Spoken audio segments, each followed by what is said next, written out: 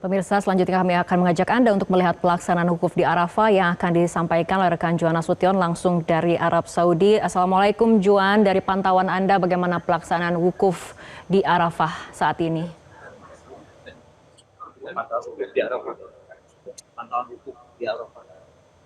Udah mulai. Baik pemirsa, saat ini saya bersama Direktur Utama dari Patuna Travel, Pak Syam Resviadi. Kita akan berbincang-bincang mengenai kondisi wukuf yang saat ini masih berjalan di Padang Arafah sejak tadi selepas zuhur hingga nanti menjelang maghrib. Pak Syam, sejauh ini seperti apa Pak berjalannya wukuf terutama di Patuna Travel ini Pak?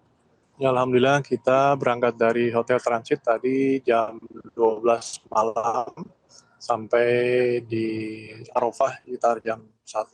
Ada yang mulai juga sampai jam 3 menjelang subuh. Tapi alhamdulillah semua grup kita sudah masuk sebelum subuh. Alhamdulillah kita mulai tadi dari sholat subuh berjamaah, kemudian makan pagi, kemudian istirahat, dan kita mulai dari jam 11 tadi untuk persiapan wukuf khutbah Arafah.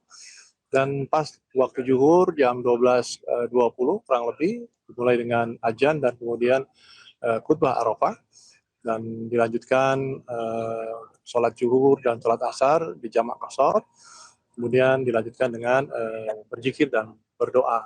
Dan kemudian kita makan siang, dan sekarang kita lagi sedang istirahat untuk menunggu waktu sore hari untuk kita berdoa bersama, kemudian nanti juga berdoa masing-masing, setiap keluarga masing-masing. Dan insya Allah nanti malam setelah kita jamak sholat maghrib dan sholat isya 2 rakaat, jamak qashar, sekitar jam 9 malam sampai setengah 10 kita berangkat menuju Muzdalifah untuk kita mabit hingga tengah malam agar bisa menuju ke kota Makkah, melakukan tawaf dan sa'i ibadah, kemudian bertahalul, kemudian kita sarapan pagi di sebuah hotel yang kita sudah tentukan titik kumpulnya, dan kembali ke hotel transit. Kita harapkan sebelum pada zuhur, walaupun sesudah pada zuhur setidak-tidaknya sebelum sholat asar. Dan kemudian nanti setelah sholat asar sebelum waktu maghrib kita akan bagi 2 shift. Shift pertama kita akan berangkat ke tenda di Arafah yang sebelumnya tentunya akan kita lakukan melontar jumroh untuk melengkapi persyaratan rukun haji kita, di mana sudah 2 hal beserta tahalulnya, hingga nanti sudah menjadi nafar akhir, yaitu sudah bebas dari larangan-larangan ihram. Nah, besoknya kita kembali lagi malam hari, dan kita kembali sorenya, begitu lagi sampai tanggal 12 Zulhijjah. Kita hanya mengambil nafar awal. Namun ada juga beberapa jemaah yang ingin ngambil nafar akhir, kita persilakan karena memang kita akan tetap di hotel transit sampai tanggal 14 Zulhijjah, kurang lebih sekian. Kemudian kita akan lanjut ke kota Jeddah dan kita kembali ke Indonesia. Untuk prosesi wukufnya ini sendiri Pak, sejauh ini apakah ada kendala Pak? Alhamdulillah pas tadi kita waktu zuhur semua sudah kita persiapkan dengan baik, kita singkirkan kasur-kasur tempat tidur, di mana agar sholat kita bisa sempurna, rapih, menghadap kiblat. Diteruskan dengan khutbah, lalu kita sholat jamak zuhur dan asar 2 rakaat, dan selesai sholat kita lakukan zikir dan berdoa. Alhamdulillah lancar. Oke, nah nanti malam nih kita akan bergerak menuju Muzdalifah. Apakah Patuna tetap akan menggunakan skema murur atau gimana Pak?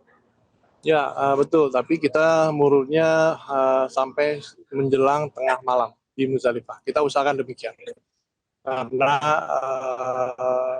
kita harus meninggalkan Muzdalifah itu adalah setelah tengah malam.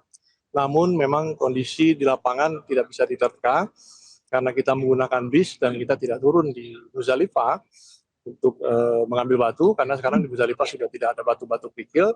Nah, akhirnya kita siapkan di hotel transit untuk kita melontar di hari tanggal 10 malam. Baik Pak Sam, inti dari wukuf ini kan sebetulnya adalah refleksi diri ya, perenungan diri kita pribadi untuk kembali menjadi sosok yang lebih baik. Nah, menurut pendapat Bapak seperti apa? Ya, ada 2 pendapat.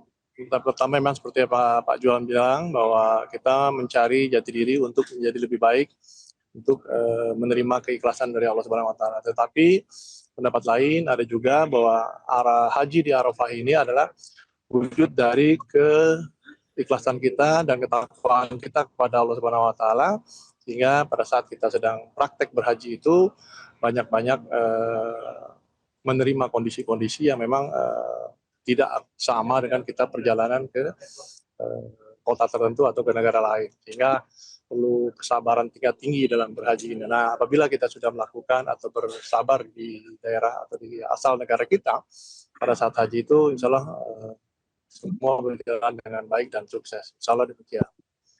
Oke, sebagai sebuah evaluasi awal aja nih Pak, evaluasi simpel aja dari pelaksanaan haji tahun ini. Menurut Pak Sam, apa yang masih perlu diperbaiki nih Pak?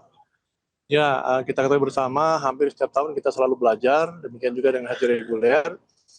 Namun untuk tim BPH, di mana nanti akan take over semua operasional haji di tahun 2026 nanti, tentunya peraturan-peraturan di tahun 2025 ini harus sudah dipahami dan disiapkan untuk bagaimana di tahun 2026 itu jauh lebih baik lagi dari evaluasi kejadian-kejadian yang baik di haji reguler maupun di haji khusus. Sehingga kalau di haji khusus ini, tentunya di haji reguler juga adalah kita kekurangan tenaga pembimbing ibadah. Akibat dari mutawif atau mukimin di kota Mekah dan Madinah tidak boleh ikut berhaji, hanya boleh datang ke Arafah, tetapi tidak boleh berhaji dan seterusnya. Bahkan kita tidak bisa didampingi mereka untuk melakukan tawaf dan sa'i ibadah atau sa'i umroh dan sa'i yang lainnya. Ya. Hingga ini jadi satu kebutuhan baru bagi kita untuk melayani tamu-tamu Allah untuk haji reguler maupun haji khusus agar bisa lebih khusyuk dalam melakukan ibadah haji di tahun 2026 nanti. Oke, terakhir Pak Sam, sebagai pengusaha travel haji nih, apa yang Pak Sam harapkan dari pemerintah, perbaikan-perbaikan apa yang diharapkan untuk di tahun 2026 nanti Pak?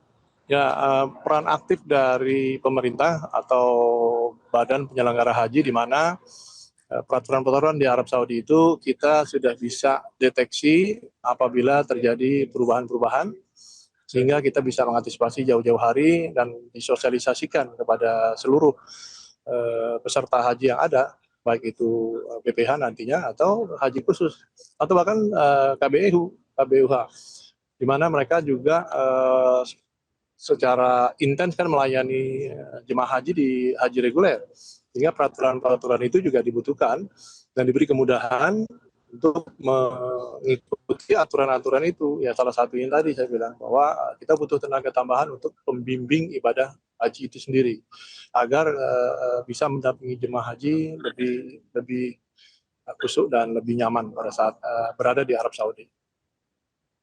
Baik Pak Sam, terima kasih banyak atas wawancaranya Pak.